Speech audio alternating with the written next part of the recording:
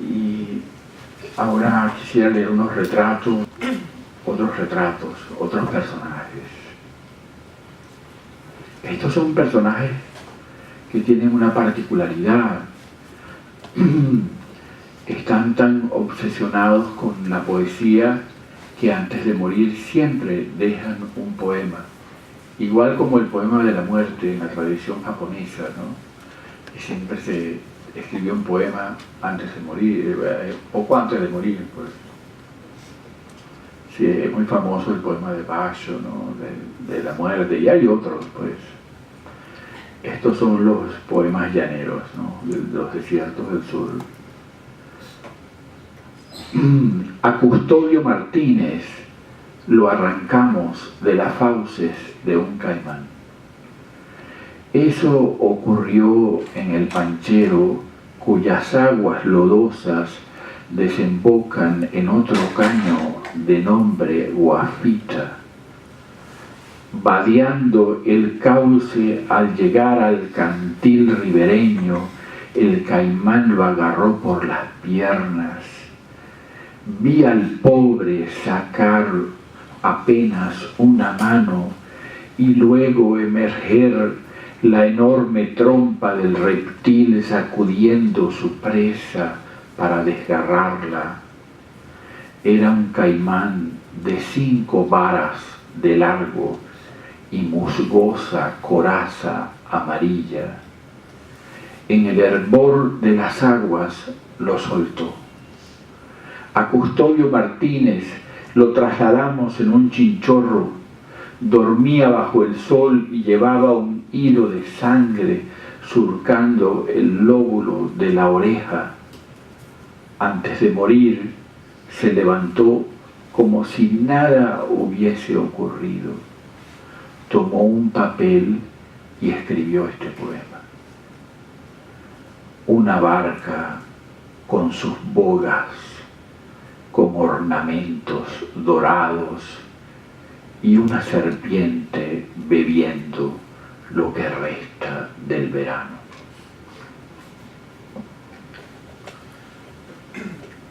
Reinaldo Durán, magnífico pintor de letras, y Saúl Ordóñez, dueño de un bar en la población de Arauca, se viajaron a los cerros azules de Araguayuna. Les habían dicho que al llover con el agua bajaban desde la neblina grandes arenales y bastaba meter la mano en un arroyo para encontrar unas lágrimas doradas. Llevaron con ellos a una mujer de la vida, Ramona Contreras, para lavar y cocinar. ¡Qué infeliz destino! A Reinaldo Durán lo mordió una serpiente y murió tras 2 días de fiebre. Y a Saúl, quién sabe qué fiera daría con su mala suerte. Solo la mujer, fregando unos cacharros, halló un diamante. Reinaldo Durán, en su delirio, atinó a decir este poema que Ramona asegura jamás olvidará. El presente desconcierta, porque Dios solo es futuro. ¿Qué falta habré cometido contra las claras esencias? Sisto Mota y su sobrino Antonio Mota cuidaban los garceros de la compañía inglesa en las tierras del Hato El Piñal en 1920. Tenían el campamento al borde de una laguna negra cercada de espesos guamales y arbustos de chiga donde anidaban la chusmita y la garza real. Muy presto salían con la canoa para sorprender en el aire aquellas plumas y astiles entornados y abundantes y suaves barbillas blancas que lucían los sombreros de unas damas de Londres y de París. Una tarde al regresar, un tigre mató a sus 3 perros y luego a Sisto Mota. El sobrino quedó en brazos de la muerte y fue a dar razón a la compañía. Mi vida ha terminado, dijo el joven Antonio Mota al llegar a su casa, y guardó de puño y letra de su tío este poema. Levantan su drapería 2 veleros en el puerto. Yo fui tasador de plumas de garzas que no eran mías. El cuatrero Lázaro Ojeda pasó desnudo con el cuero de res a manera de capa pudriéndose en sus espaldas. 2 soldados con carabinas lo custodiaban y un corneta iba adelante, tará, tará, tará, tará, por las calles principales de San Fernando. Lo sorprendieron cerca de un caño llamado El Rosario, la res desollada y un pozo de sangre asolado de moscas. Una vez en la cárcel mandaron cortar 50 varas de tamarindo y lo azotaron. Al día siguiente, el guardia nacional encontró en su bolsillo izquierdo este poema. Cunaguaro, pueblo pobre, 5 casas, 2 gallinas, el macalán de tu calle y una herida de familia. Bueno, estos son otros retratos, ¿no? Podrían leer otros, pero bueno, vamos a detenerlo acá, ¿no? Son retratos de personajes, personajes del pasado. A veces el poema tiene ese poder de despertar una memoria que uno no presiente, y eso son esas sorpresas que la escritura va deparando en la medida que pasa el tiempo, el descubrimiento de una memoria que no sabíamos que existía. Pero bueno, también hay personajes del presente, ¿no? ¿Te puedo hacer una pregunta? ¿Cómo no? Antes de cambiar de personaje. Sí. En relación con los personajes del pasado, me interesa preguntarte qué tipos de personajes del pasado son. Si son... Puede parecer una pregunta trivial, ¿no? Pero si son personajes del pasado realmente existentes en el pasado, si ha tenido como una fuente verídica, porque lo que llama la atención de esas piezas es la extrema referencialidad de la parte que está historizada, la parte en prosa, y esa suerte de insustancialidad de los 4 versos finales, como si fuera una coda que quiere desmentir todo lo anterior y también lo quiere reafirmar, ¿no?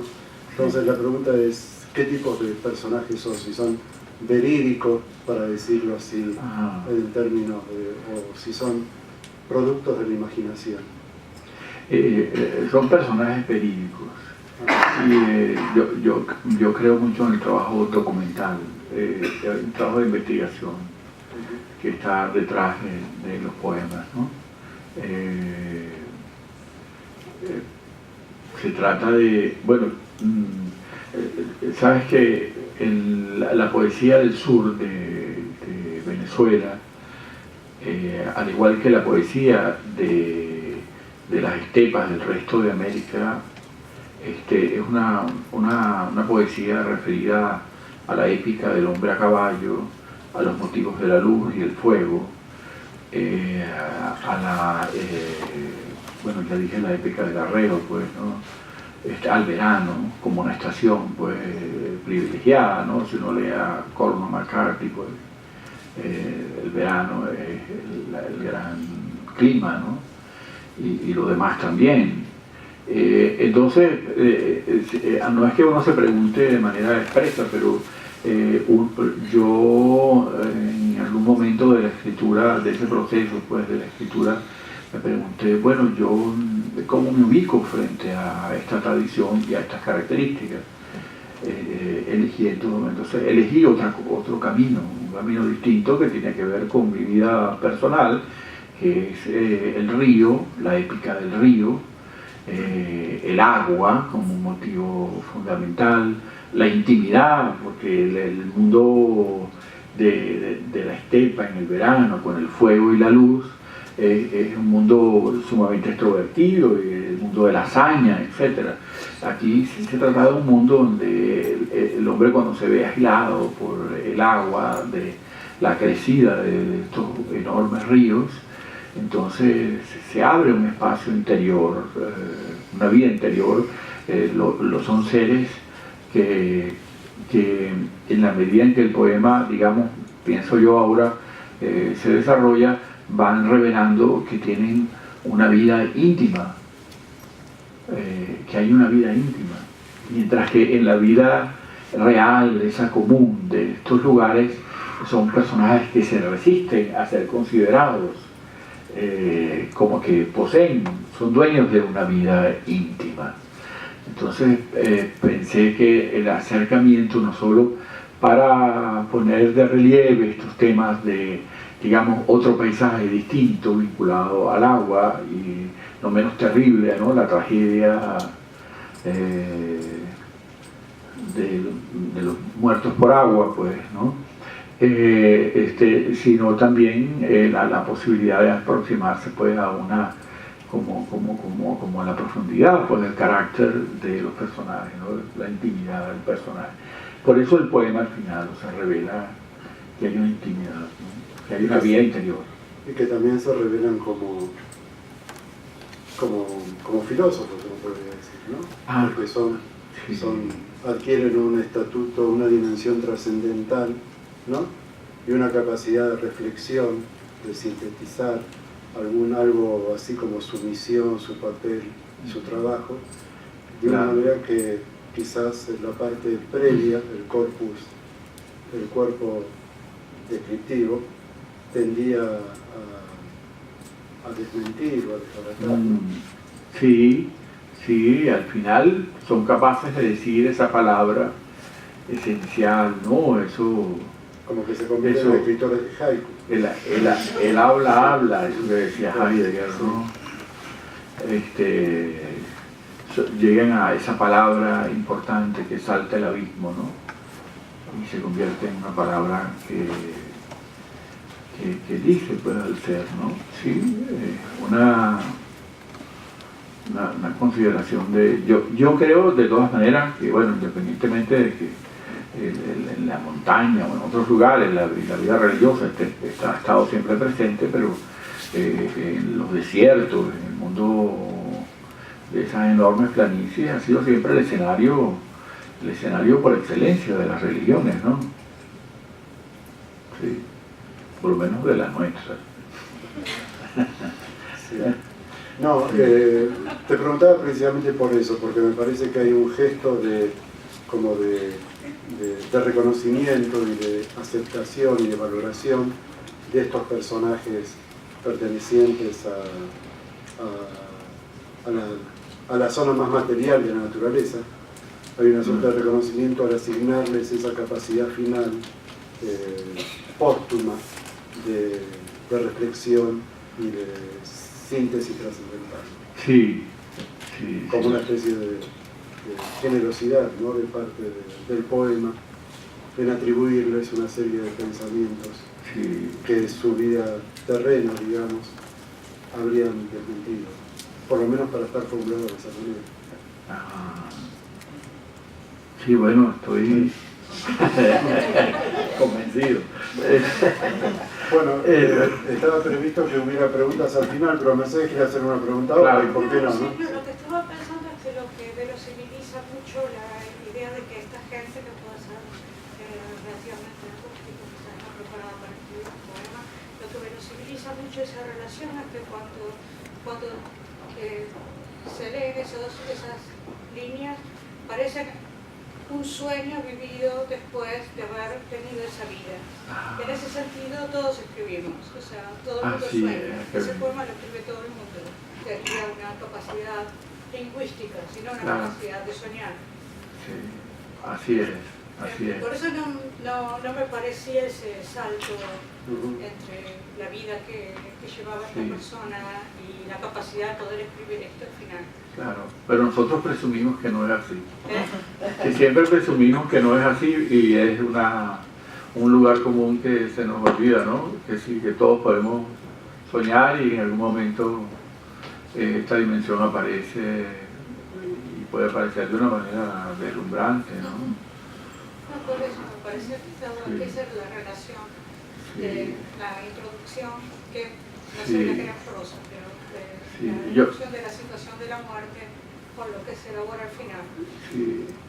Yo trabajé en una oportunidad con niños de un reformatorio, elegí un grupo de características parecidas, todos niños con lesiones cerebrales por drogas, niños de no más de 11 años,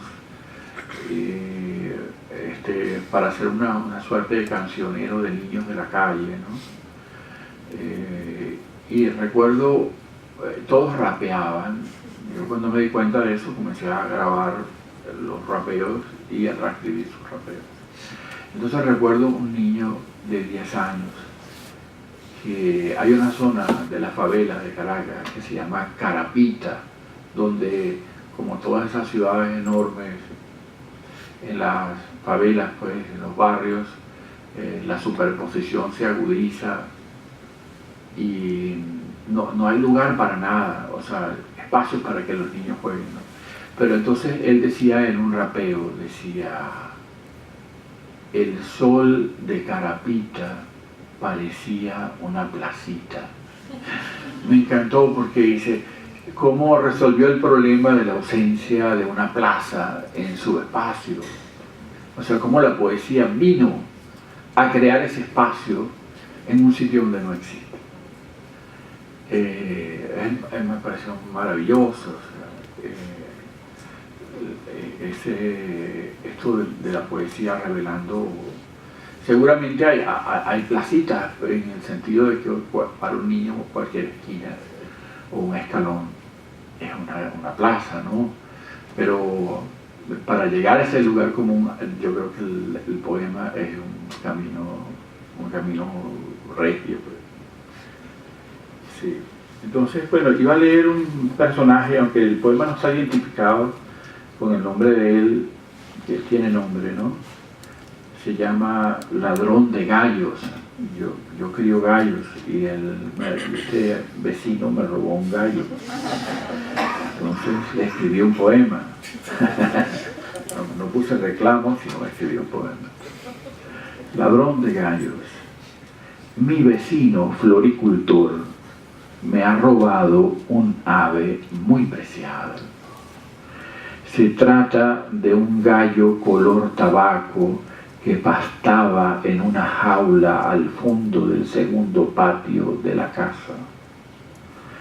No hice ningún reclamo, simplemente no me atreví. Cada madrugada caminé furtivo por la carretera de tierra que bordea nuestras casas y acercándome a la suya, escuché de nuevo cantar mi gallo. Es un ave que canta como el ángel Gabriel, espantando las sombras, con 4 inflexiones musicales bien marcadas. Este modesto ritual se prolongó por 3 noches. 3 veces aguardé el amanecer anhelando escucharlo, mi vista y mi oído se aguzaron de tal manera en aquel último gesto de pertenencia sobre el ave que sentí que la deuda estaba saldada. Pues sí.